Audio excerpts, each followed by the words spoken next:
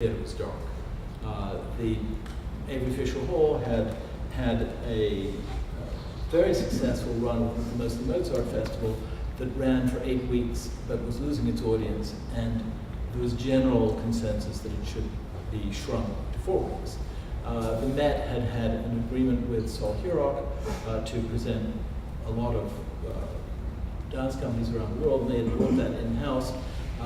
Then a new accounting system had been put in place, and they realized they were losing money, quite a bit of money on those events. And at a certain point, the Metropolitan Opera was about opera, it wasn't about presenting dance performances.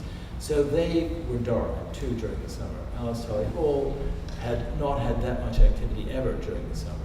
And so this wonderful campus in New York was dark. What to do with it? I became involved with the festival in New York in 1994 while it was in the planning stages. And Spoleto was very much an example, was used as an example of what the Lincoln Center Festival should be. But it was clearly an example that wouldn't work. I mean, in New York, the audience was going to be primarily people who were there, primarily people who live in New York or live in New Jersey or Connecticut. It was primarily going to focus around a campus that has a very strong identity. And it was going to be in a city where there's lots and lots of stuff going on all the time. And where during the summer, we were told by the various people, John Rockwell, who was also involved in the creation of the festival, John Rockwell and I were told that the only thing that you could do was Strauss waltzes or die. And that it had to be light summer programming or forget about it. And that was not something that certainly didn't interest me. And frankly, was not going to be something that would be of significance really to anyone much. So what we did was concentrate on what Lincoln Center is. I mean, it is a bastion of classicism. It's where basically, just to back up from that for a moment, I mean, in the West, and actually probably in most of the world, I mean, there's an unbroken tradition in the performing arts. It only goes back about 400 years. I mean, clearly we know about Gregorian chant, and Greek plays and Roman comedies and so on, but there's not an unbroken tradition, with the exception of perhaps the Gregorian chant. There's not an unbroken tradition of performing Plautus or Terence or Euripides or Sophocles. It goes back very far. There is a tradition that goes back 400 years to Shakespeare, to the Amati brothers, to Monteverdi and so on in the West. And in Japan, interestingly, there's a slightly longer tradition, but not radically longer. It goes back to No, but Kabuki, for example, was started in the beginning of the 17th century. In China, the epitome of Chinese opera basically was written during the Ming Dynasty in the late 16th, early 17th century. So this period of time, of 400 years of unbroken tradition, is something that's certainly very prevalent at Lincoln Center in terms of the Western European tradition. I mean, obviously the opera, the ballet, Maria de Medici, and all those people, the symphonic music, obviously the film society is more recent, jazz at Lincoln Center is a more recent tradition, but it is still very much a bastion of classicism, with the theaters built in a kind of a 19th century tradition of rather large spaces, catering to what was a middle-class audience in the 19th century. And it's difficult to use those spaces for other things. What we felt would make the Lincoln Center Festival special is to look at classicism from other parts of the world, to look at that 400-year-old tradition from Japan, from Korea, I mean, even in the Islamic world, there is a tazieh, which is the only indigenous form of music theater in the Islamic world, happens to be 400 years old, and it's a Shiite tradition as opposed to Sunni. We don't have to go into that. I'll get into that later, I suppose. But anyway, so at Lincoln Center, the idea was very much to do works that were part of that would stand out and nonetheless be true to what Lincoln Center is. I mean, we also did things like we did premieres of Russian operas, and there's an enormous amount of Russian music that has not been seen, not been heard certainly in America. So we did premieres of operas by Rimsky-Korsakov, by Prokofiev, by Rubinstein, by don't have enough notes on that one. But by composers whose work is well known, somewhat well known. I mean, certainly Rimsky-Korsakov and Prokofiev, but whose work somehow has been seen in its entirety. We also wanted to bring in large-scale work by contemporary composers that would not, or contemporary artists that would not otherwise be seen in New York, to somehow become part of an international dialogue.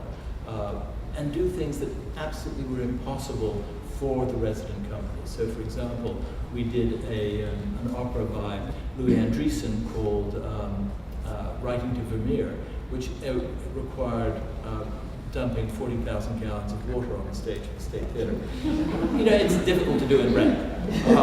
There was also a cow that walked through the water, and so if the cow did anything in the water, we had to change the environment. Didn't want to be there for that.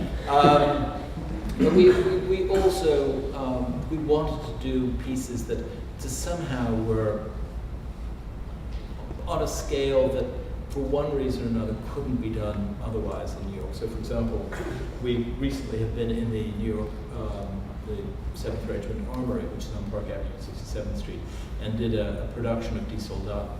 Die Soldaten was an opera written after World War II by Bernard Ellery Zimmerman. He designed it as a kind of filmic opera. He wanted to have 3 orchestras, 2 of which were to be on stage, and he wanted to have 16 stages, which is awkward to do in most opera houses. Yes, exactly. The commission was rejected. I mean, Wolfgang Sawallisch was the commissioned it and rejected the commission and asked him to rewrite. He did rewrite and made it rather more manageable, but it was still had more orchestra members than you could fit in the pit of the Metropolitan Opera House.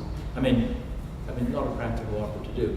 We did that in the Park Avenue Armory, where there's immense amounts of space, and where we could have an orchestra on one side of the audience. Well, actually, one side of the stage was a long, narrow catwalk, and because the scenes were interwoven, the audience moved along the catwalk on a actually moved. Anyway, so that was that. But what I think that for me, the festival here, in some ways, is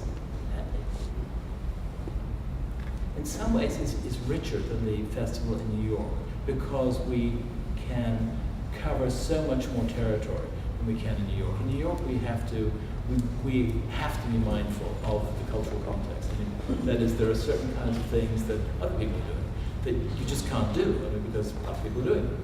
And here, there's a wonderful openness to what it is that we are allowed to do by our facilities, by the place, by the audience, and frankly by our board, which is wonderful. We can do a certain number of things that play into what Charleston is. And obviously last year we did Flora, which was the first opera to be done in America. And it was, doing Flora was an obvious choice because the Dock Street had just been renovated. It was opened with, well, it was inspired by Flora, sort of. And now that it's over, I can sort of say it was sort of inspired by Flora. Flora had been done in 1735 in the assembly rooms that were on Broad Street. And because of the success of that season, which included other things besides Flora, a theatre was built the following season. and Flora was repeated. It was the only thing that was repeated except from the 1735 season, so it must have inspired the Dog Street, at least, but that's my logic and I'm sticking with it. So doing Flora was something that it was obvious but was also a bit of a risk. I mean, when those of us who read the text read it first, we all thought it was pretty thin. And it became much richer in performance, which is, I think, what the wonder of the performing arts is. I mean, it's so fabulous that a director finds something intriguing in a text that on the page can seem, gossamer thin. And Flora definitely seemed that. Another way in which we've been inspired by the context is when we did, and it's appropriate to talk about here, when we did DuBose Hayward's Mamba's Daughters. Mamba's Daughters was a play that he wrote for Ethel Waters. It was done on Broadway and sort of sank because of World War II. World War II unfortunately started and that put a crimp in Broadway, many things. But it was a play that was done, when we did it here, in what had been a very experimental kind of staging. It had enormous resonance. It really did have enormous resonance. And it was kind of wonderful to be able to do it. I've mentioned the Dog Street sort of encourages one to think of Mozart, and certainly The Marriage of Figaro, which I think quite a number of people here have seen, was one of the great productions anywhere of that opera. It was wonderful. And it was wonderful because Giancarlo directed it. I think Giancarlo was an extremely gifted director, but it was also wonderful because in the Dog Street Theatre you can have young singers singing roles that were written theatrically for young people. Mozart is so often done in large houses where you need to have large voices, and large voices, people grow into large voices. Well, not everyone, some people are born with them, but for the most part, singers grow into large voices. When they're young, the voice still needs to mature. And if you're singing in the Dog Street Theatre, you don't have to belt. You can sing pianissimo and everyone can hear. And that production was theatrically magic. It just was splendid. I don't think that one could ask for anything better. And the cast was absolutely first rate and totally age appropriate, so that you could understand why the Count was so confused by his role. I mean, why the Contessa was so so troubled by the philandering and so on. But anyway, and then there are a few things that, I mean, the jazz at the Cistern. I've mentioned how wonderful the Cistern is, and it really is a place that calls for the kind of performances that we put in there, and sometimes the sort of odd performances that we put in there. I don't know whether any of you remember Warrior Ant, but it was totally bizarre. It was this wonderful, wonderful creation, which there was a 15-foot-high ant that was celebrated in a kind of reggae style. I don't know what. It was a kind of poem that frankly didn't make any sense whatsoever. But in the context of the Cistern, it was fabulous. That same production we had co-produced with a number of other companies, one in Philadelphia and another in New York. And it was then, after having been in the Cistern and this ant wandering around, there were golf carts that were made to look like jeeps from a war and tanks and whatnot. Anyway,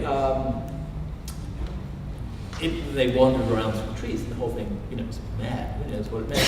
Fabulous. When it was done in New York, all they could do is go back and forth across the stage, and it looked ridiculous. I mean, you did understand this thing made no sense, and that, I mean, it was so wonderfully site-specific for us that it absolutely worked. There were, I suppose, a couple of other things that have, I mean, the burial at Thebes, I think we did a couple of years ago, was also something that took on the context of the cistern, and it worked in the cistern